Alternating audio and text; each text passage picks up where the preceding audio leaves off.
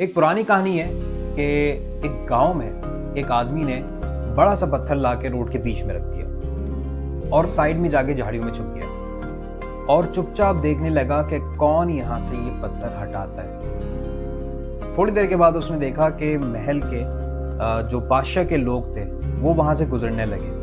انہوں نے وہ پتھر دیکھا اور بودر نہیں کیا اور بس وہ سائیڈ سے گزر گئے، کسی نے بھی پتھر کو ہٹانے کی کوشش نہیں کی۔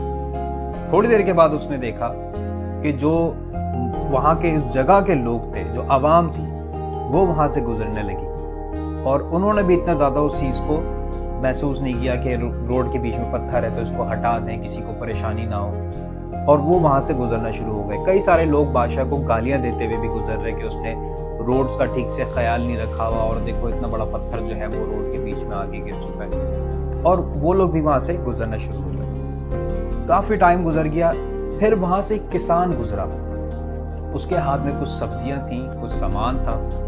اس نے دیکھا کہ روڈ کے بیچ میں ایک بڑا سا پتھر ہے جو کہ شاید لوگوں کو مصیبت میں ڈال رہا ہو، کوئی یہاں سے گزر رہا ہو تو اس کو شاید پریشانی ہو رہی ہے۔ اس نے اپنا سامان سائڈ پر رکھا اور اس نے کوشش کی کسی طریقے سے وہاں سے پتھر ہٹانے کی۔ بہت کوشش کی، آخر کار اس نے وہاں سے وہ پتھر ہٹا دیا اور سائڈ پر کر دیا۔ اس کے بعد وہ جیسے ہی اپنی سبزی اور اپنا سامان دوبارہ اٹھانے لگا تو اس نے دیکھا کہ اس بڑے سے پتھر کے نیچے ایک خط تھا اور کافی سارے گولڈ کے کوائنز تھے۔